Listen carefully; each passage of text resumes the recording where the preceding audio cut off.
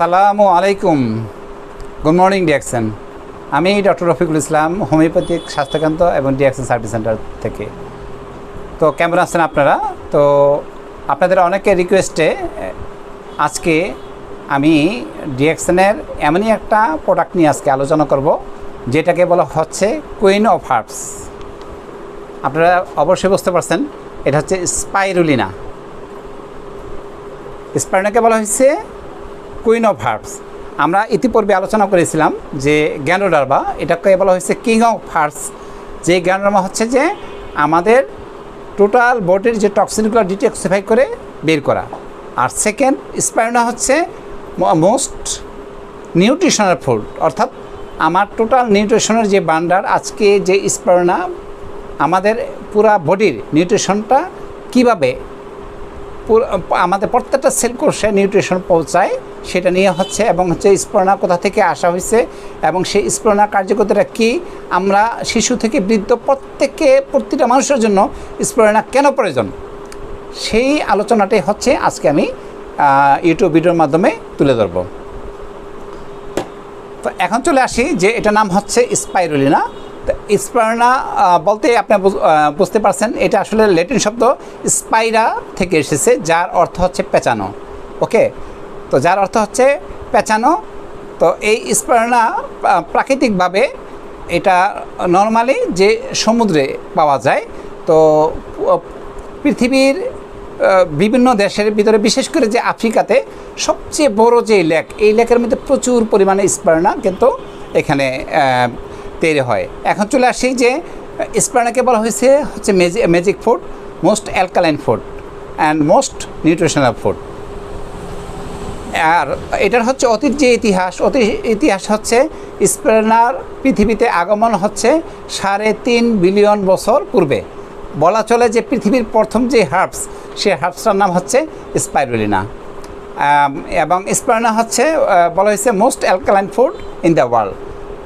তো স্পাইরুলিনাকে বলা হচ্ছে ভেজিটেবল প্রোটিন। আমরা হচ্ছে যে অনেক ক্ষেত্রে যে অ্যানিম্যাল প্রোটিন গ্রহণ করি, যেটা অনেক ক্ষেত্রেই দেখা যায় ক্ষতি, কিন্তু আমাদের জন্য মোস্ট নেসেসারি প্রয়োজন হচ্ছে ভেজিটেবল প্রোটিন। তো ভেজিটেবল প্রোটিনের ভান্ডার হচ্ছে আমাদের হচ্ছে স্পাইরুলিনা।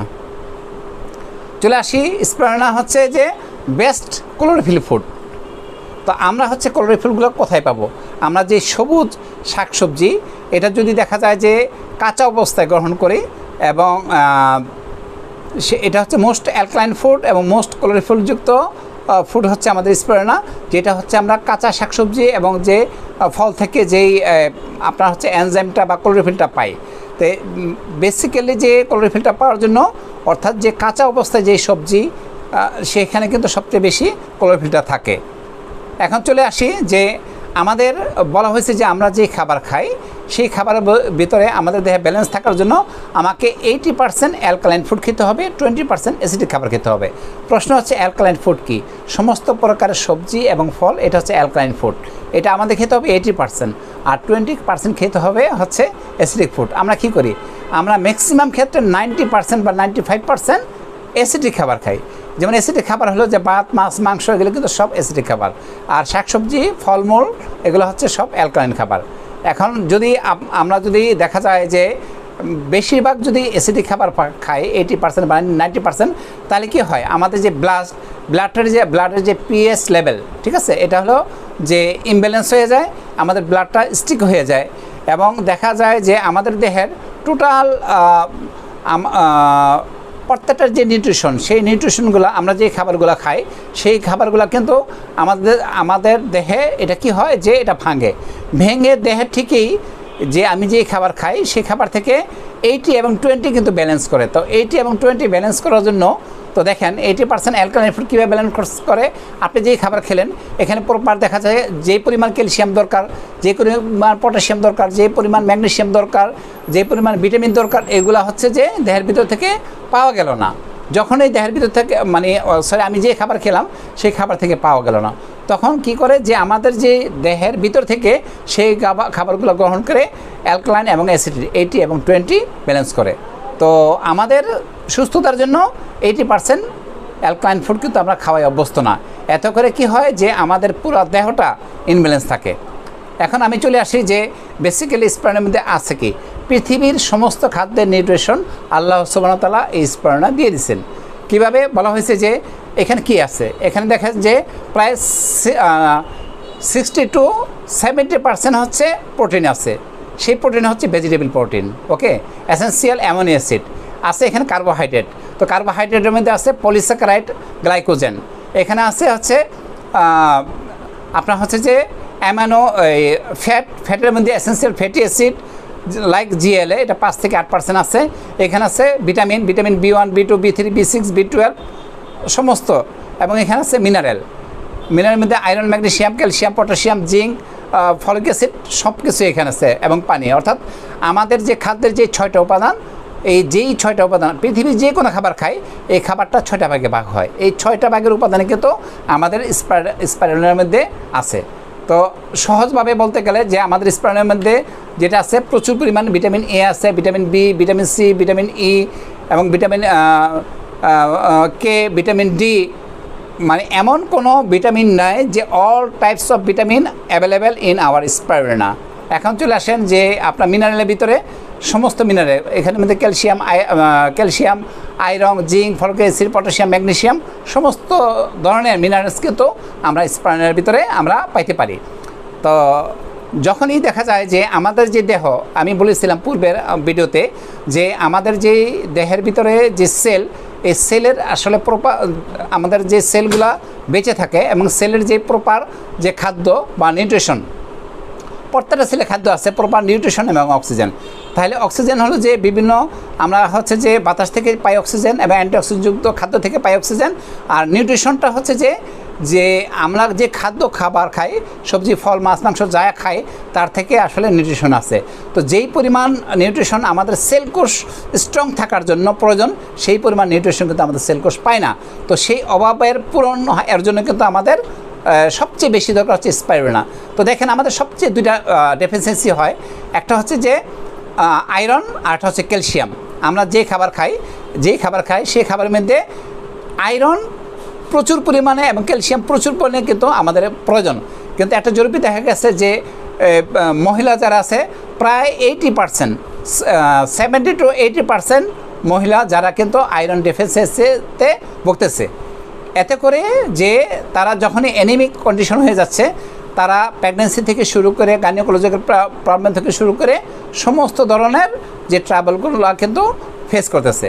তো যখনই আমরা স্পাইরুলিনাটা খাই, সেই স্পাইরুলিনাটা হচ্ছে ইনস্ট্যান্ট সাথে 95% ডাইজেস্টেবল, ইনস্ট্যান্ট সাথে যে এমন কোনো যে খাদ্য নয় যে খাদ্য খাবার সাথে 95% হচ্ছে যে আপনার আমাদের দেহে ডাইজেস্ট হবে। এখন সহজ ভাষায় আমি যদি বলি যে এখানে যে ভিটামিন এ কী পরিমাণ আছে, আমরা যে পেঁপে খাই, পেঁপের চেয়ে 100 গুণ বেশি ভিটামিন এ আমাদের স্পাইরুলিনার মধ্যে আছে।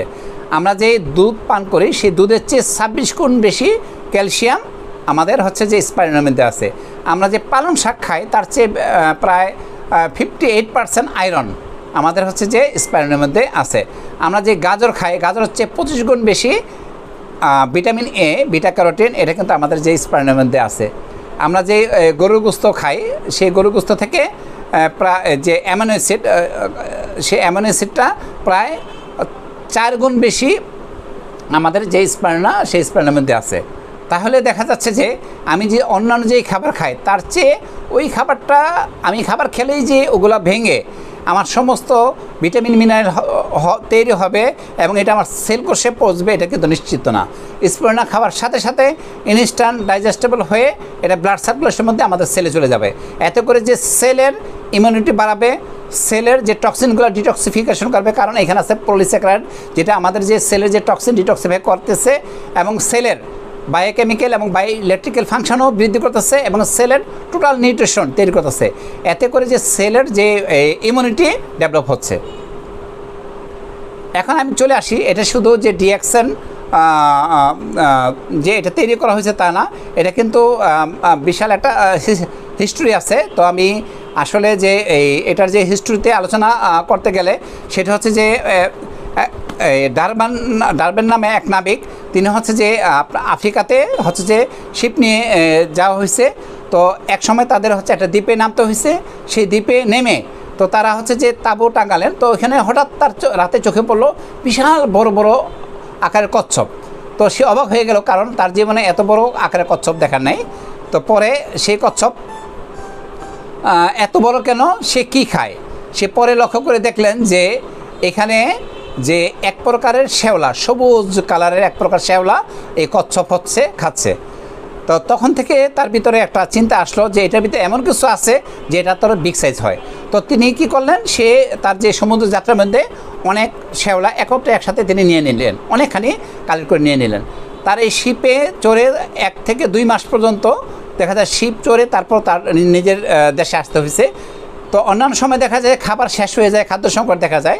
তো এইবার দেখা যায় যে তারা যে স্পাইরোনা শিপে যারা ছিলেন তারা খেলেন, খেয়ে ডক্টর ডারউইন তো তিনি যখন বাসায় আসলেন সবাই অবাক হয়ে গেল, কারণ তার ভিতরে বিশাল একটা তারুণ্য এবং লাবণ্য চলে আসছে, এবং তার ভিতরে একটা হচ্ছে যে তারুণ্য ভাব, সে তারুণ্য ভাব চলে আসছে। তো তখনই সে সবাই বললো যে তোমার এমন কি তুমি খাইছো বা কি করছো, তুমি এরকম ইয়াং হলো কীভাবে, ঠিক আছে। তাহলে যে ওই তখন থেকে এটা নিয়ে গবেষণা করা হলো। তখনই দেখা গেলো যে তারুণ্যের জন্য মোস্ট ইম্পর্টেন্ট যে নিউট্রিশন, সেই নিউট্রিশনটা কিন্তু এখানে আছে। এটা হচ্ছে যে হিস্টোরি যে আছে, হিস্টোরির যে দিক আছে সেই হিস্টোরির দিক থেকে। তা এখন যে ইউনিসেফ হচ্ছে শিশুদের নিয়ে পুরো পৃথিবীতে শিশু স্বাস্থ্য এবং নিউট্রিশন নিয়ে কাজ করে। ইউনিসেফের বলা হয়েছে UNICEF says spread the best nutritional food for children. তাহলে ইউনিসেফ বলতেছে যে আপনার শিশুর জন্য সবচেয়ে পুষ্টিকর খাবার হচ্ছে স্পাইরুলিনা। তাহলে আপনার যদি আপনার শিশুকে রিয়েলি ভালোবাসেন, তাহলে আপনার শিশুকে এভরিডে খাবারের তালিকায় আপনি হচ্ছে আমাদের যে স্পাইরুলিনা ট্যাবলেট আকারে আছে, আবার স্পাইরুলিনা সিরিয়াল আছে, যে কোনো আকারে আপনার বাচ্চাকে দেন। আপনাকে একটা বাচ্চাকে চিপস এবং জুস দিচ্ছেন, এভরিডে আপনার চান আর না চান 50 টাকা বা 100 টাকা বাচ্চার জন্য খরচ করতেছেন। এই 50 টাকা এবং 100 টাকা এর যদি 50% যে আমাদের যে স্পাইরুলিনা, যদি 2 বেলা 2টা স্পাইরুলিনা আপনার শিশুকে দেন, তারপরে নিশ্চিত শতভাগ যে আপনার সন্তানের জন্য সারাদিনের যত নিউট্রিশন দরকার সবই কিন্তু আপনি দিচ্ছেন। এবং চলে আসেন মানে বলা হয়েছে ওয়ার্ল্ড হেলথ অর্গানাইজেশন, বিশ্ব স্বাস্থ্য সংস্থার সঙ্গে অনুযায়ী বলা হয়েছে the greatest food on earth, মানে পৃথিবীর সবচেয়ে সেরা খাবার। এটা হচ্ছে বিশ্ব স্বাস্থ্য সংস্থা রিপোর্ট। এখন চলে আসেন যে বলা হয়েছে যে নাসা থেকে যে 1 কেজি স্পাইরুলিনা সমান 1000 কেজি সবজি এবং ফলের সমান। আপনি ইমাজিন করেন, আপনার 1 কেজি যে স্পাইরুলিনা খাচ্ছেন, এই 1 কেজি স্পাইরুলিনা মানে 1000 কেজি সবজি এবং ফলের সমান নিউট্রিশন। স্পাইরুলিনার মধ্যে আছে 2000 প্রকারের আপনার হচ্ছে এনজাইম, ওই যে, এবং এখানে নিউট্রিশন আছে প্রাকৃতিকভাবে 144 প্রকার নিউট্রিশন আছে। এখন দেখেন যে বলেন যে কমপ্লান খান, এখানে 23টি ভাইটাল নিউট্রিশন আছে। মারা তো খুব মানে মার্কেটে দৌড়ায় যে কি কমপ্লেন খাওয়ার জন্য, কারণ টিভির অ্যাডে দেওয়া হয়েছে 23টা নিউট্রিশন আছে। এখন দেখেন আমাদের স্প্রেনে আছে 144 প্রকার নিউট্রিশন। এখন কি করবেন? এবং হচ্ছে যে বাই ন্যাচারাল, কারণ ওইখানে হচ্ছে যে আপনার বনবিটা অথবা দেখা যাচ্ছে হরলিক্স, যেটাই হচ্ছে যে টিভির অ্যাডে আসে, এটা কিন্তু অ্যাড পর্যন্ত সীমাবদ্ধ, কিন্তু প্র্যাকটিক্যালি খাওয়ার মাধ্যমে কিন্তু বাচ্চার ওই নিউট্রিশন ওই গ্রোথ কিন্তু হচ্ছে না। এটাতে শতভাগ যেটা হচ্ছে যে ইউনিসেফ, নাসা এবং ওয়ার্ল্ড হেলথ অর্গানাইজেশনের সংজ্ঞা অনুযায়ী এবং তাদের ইনফরমেশন অনুযায়ী আপনি 100% 144 প্রকার নিউট্রিশন পাচ্ছেন। এখানে মিনারেল আছে 94 প্রকারের, এখানে এরপর হচ্ছে যে অ্যামিনো অ্যাসিড আছে 18 প্রকারের, 10 প্রকারের ভিটামিন এবং 7 প্রকার ক্যারোটিন আছে। তারপর এখানে বলা হয়েছে যে আমাদের যে রেডিয়েশনগুলো হয়, সেই রেডিয়েশন যে যেমন জার্মানিতে দেখা গেছে যে দ্বিতীয় বিশ্বযুদ্ধে যে প্রচুর লোক মারা গেছেন এবং যে পরবর্তী পর্যায়ে যে পঙ্গুত্ব যে লাভ করছেন, সেই পঙ্গুত্ব থেকে কিন্তু আমাদের যে স্পাইরুলিনা, সেই স্পাইরুলিনা কিন্তু দেখা যায় যে তার পঙ্গুত্ব আস্তে আস্তে ধীরে ধীরে এটা সম্পূর্ণ ভালো করার জন্য এটা কাজ করেছে। এবং স্পাইরুলিনা হচ্ছে যে সায়েন্টিফিক যে রিপোর্ট, এটা হচ্ছে অ্যান্টিভাইরাল, অ্যান্টিব্যাকটেরিয়াল এবং অ্যান্টি এইডসের প্রতিষেধক হিসাবে কিন্তু আমরা স্পাইরুলিনা দিতে পারি। এবং আপনার শিশু সন্তানকে তার হাইট বা গ্রোথ বৃদ্ধির জন্য এখানে আছে যে ভিটামিন পুরা B by natural vitamin B complex, vitamin B1, B2, B6, B9, B12 সব, এবং হচ্ছে প্রচুর পরিমাণ ভিটামিন এ, যেটা আপনার হচ্ছে যে অ্যানিমিয়াকে দূর করে। এবং এখানে হচ্ছে যে আমাদের যে এলডিএল কোলেস্ট্রল, যে কোলেস্ট্রলটা হচ্ছে খারাপ কোলেস্ট্রল, সেই খারাপ কোলেস্ট্রলটাকে কিন্তু ডিটক্সিফাই করে, কারণ আমাদের স্পার্মের মধ্যে যে পলিস্যাকারাইড আছে সেটার মাধ্যমে, এবং ভালো যে কোলেস্ট্রল সেটাকে ইনক্রিজ করে। আর 100% সেফ ফল প্রেগনেন্সি ওমেন, যারা যেই প্রেগনেন্সি মা, তো দেখা যাচ্ছে যিনি প্রেগনেন্ট অবস্থায় আছেন, আপনি যদি জাস্ট স্পার্না আপনি গ্রহণ করেন, আপনার জন্য calcium, iron, zinc, folic acid, যেগুলো হয়তো অ্যালোপ্যাথিক ডাক্তাররা বিভিন্ন প্রেগনেন্সি অবস্থায় দিয়ে থাকেন, কোনো কিছুই প্রয়োজন হবে না ইনশাল্লাহ। এই স্পার্না আপনি কন্টিনিউ করান, আপনার শতভাগ নিশ্চিত আপনার প্রেগনেন্সি অবস্থায় মাকে বলা হয় যে আপনি পুষ্টিকর খাবার খান, সেই পুষ্টিকর খাবার ব্যালেন্স অবস্থায় নেই, খেতে পারেন না, সেই ক্ষেত্রে আমাদের স্পার্না খেলে শতভাগ নিশ্চিত আপনার হচ্ছে যে নর্মাল ডেলিভারি হবে এবং বাচ্চা পূর্ণাঙ্গভাবে সুস্থতা নিয়ে জন্মগ্রহণ করবে, কোনো অটিস্টিক বাচ্চা বা প্রতিবন্ধী বাচ্চা হবে না। আপনারা জেনে রাখেন, অনেকে দেখা যাচ্ছে যে প্লাস্টিক অ্যানিমিয়া নিয়ে জন্মগ্রহণ করে, অনেকে দেখা যাচ্ছে যে নিউনেটাল জন্ডিস নিয়ে জন্মগ্রহণ করে, অনেকে প্রতিবন্ধী বাচ্চা জন্মগ্রহণ করে। তো এটা হচ্ছে যে পরীক্ষা করে জানা গেছে সায়েন্টিফিকভাবে যে আসলে যে দেহের যে নিউট্রিশনের অভাবে কিন্তু এই বিশেষ করে প্রেগনেন্সি অবস্থায় যে অটিস্টিক যে পেশেন্টগুলো হয়, এটা কিন্তু বিশাল দায়ী, কারণ নিউট্রিশনের উপর। তাহলে এই ক্ষেত্রে যে প্রেগনেন্সি অবস্থায় যদি আমরা যে স্পার্নাটা গ্রহণ করে, তা আলহামদুলিল্লাহ শতভাগ নিশ্চিত আপনার হচ্ছে যে বাচ্চা পূর্ণাঙ্গভাবে পুষ্টি নিয়ে সুস্থ অবস্থায় নর্মাল ডেলিভারি হিসেবে পৃথিবীতে আসবেন। আপনি যদি নর্মাল ডেলিভারি চান তাহলে স্পার্না আপনারা গ্রহণ করেন। সেকেন্ড, আপনার ডেলিভারির পর একটা মায়ের কিন্তু প্রচুর রক্তক্ষরণ হয়, সেই ক্ষেত্রে যে ডেলিভারি থেকে শুরু করে মা বেশি পরিমাণে স্পার্নাটা গ্রহণ করবে, এতে করে যেই রক্তটা তার চলে গেল সেখান থেকে কিন্তু তার ওটা ফিল আপ হবে। সেকেন্ড হচ্ছে অনেকে দেখা যায় যে মায়ের বুকের দুধটা শুকিয়ে যায়, সেই ক্ষেত্রে কিন্তু মায়ের বুকের দুধ বৃদ্ধির জন্য স্পার্না কিন্তু এক্সেলেন্ট কাজ করে, মানে ইমাজিন করার মতো না। এবং আপনার বাচ্চার যে গ্রোথ, আপনি চিন্তা করছেন আপনার বাচ্চা ঠিকভাবে কথা বলতেছে না, অথবা দেখা যায় তার গ্রোথটা থেমে আছে, স্পার্নাটা গ্রহণ করেন, আপনার বাচ্চার গ্রোথ দেখবেন যে তরতর করে বেড়ে যাবে। এবং আপনার বাচ্চার যে হাইট, সেই হাইটও কিন্তু ইনশাআল্লাহ স্পার্নার মাধ্যমে বেড়ে যাবে। যে সমস্ত বাচ্চা চশমা পরে, লক্ষ্য রাখেন যে বিটা ক্যারোটিন বা ভিটামিন এ এর অভাবে দেখা যাচ্ছে তাদের চশমা পড়তে হয়, সেই বাচ্চাদের আমি বলবো যে আপনারা যে স্পার্না কন্টিনিউ করেন, এই বাচ্চাকে 1 থেকে 2 মাসের মধ্যে আপনি চশমা ছেড়ে দিতে পারবেন, তার জন্য আর কোনো প্রকারের চশমা লাগবে না। যাদের হেয়ার ফলিং আছে, চুল পড়ার সমস্যা আছে, কারণ চুল পরে এই কারণে চুলের নিউট্রিশন নাই, সেই চুলের নিউট্রিশন হচ্ছে আপনার স্পার্না থেকে আসতেছে, এত করে হচ্ছে যে আপনার টোটাল যে চুলের যে স্বাস্থ্য 100% ভালো থাকবে এবং শাইনি থাকবে। এরপর হচ্ছে যে আপনার মুখের অনেকে যে ব্রণ হয়, এই ব্রণের ক্ষেত্রে যে বলা হয়েছে যে জিনিসটা আপনার পেটের জন্য ভালো সেটা কিন্তু আপনার মুখের জন্য ভালো, তাহলে যে যাদের মুখের যে ব্রণ আছে, মুখের যে নিউট্রিশন, সেই নিউট্রিশন কিন্তু আপনি স্পার্না থেকে পাচ্ছেন। আরটা হচ্ছে যারা গ্যাস্ট্রিক এবং গ্যাস্ট্রিক আলসারের যে রোগীগুলো আছেন, সেই গ্যাস্ট্রিক আলসার রোগীগুলো কিন্তু আমাদের স্পার্না গ্রহণ করে আমাদের টোটাল যে ডাইজেস্টিভ আপনার যে জুসগুলা 100% ঠিকভাবে সিক্রেশন হবে, এবং অবশ্যই টোটাল যে গ্যাস্ট্রাইটিস এবং গ্যাস্ট্রিক আলসার এটা কিন্তু স্থায়ীভাবে আপনার স্পার্না থেকে সমাধান হবে। আর এখান থেকে যেহেতু 100% হচ্ছে যে আয়রনটা তৈরি হচ্ছে, এটা আপনার মেরুর মধ্যে যাচ্ছে, এবং যারা হচ্ছে যে বিশেষ করে যে সেক্সুয়াল যে পেশেন্ট, অথবা দেখা যাচ্ছে যে যাদের ইনফার্টিলিটি আছে, যে সমস্ত হাজব্যান্ড এবং ওয়াইফ বিবাহ করতে বাচ্চা কাচ্চা হচ্ছে না, আমরা বলো হাজব্যান্ড এবং ওয়াইফ দুজন মিলে কিন্তু আমাদের স্পার্না গ্রহণ করবে, এত করে যে কোনো প্রকার গাইনোকোলজিক্যাল মেল এবং ফিমেল দুইজনের জন্য কিন্তু ফ্যান্টাস্টিক রেজাল্ট হবে। যারা বিশেষ করে ইনফার্টিলিটি, যাদের বাচ্চা কাচ্চা হয় না, তারা বেশি করে স্পার্না গ্রহণ করেন, এবং যারা প্লাস্টিক অ্যানিমিয়া যারা, তাদের ক্ষেত্রে স্পার্না গ্রহণ করেন, এক্সেলেন্ট রেজাল্ট হবে। এবং পাশাপাশি যারা ক্যালসিয়াম ডেফিসিয়েন্সি, অনেকে আছেন সার্ভাইকাল স্পন্ডোলাইসিস, লাম্বার স্পন্ডোলাইসিস, এবং দেখা যাচ্ছে জয়েন্টে যে বিষ ব্যথা হয়, কেন ল্যাক অফ ক্যালসিয়াম, এখানে কিন্তু আপনি প্রায় 100% ক্যালসিয়াম কিন্তু আপনি স্পার্না থেকে পাচ্ছেন, কারণ অ্যালোপ্যাথিতে যে ক্যালসিয়াম খান 100-এর মধ্যে অনলি 5% আপনার দেহে কাজে লাগে, 95% কাজে লাগে না, কিন্তু এখানে শতভাগ কিন্তু ক্যালসিয়াম আপনি পাচ্ছেন।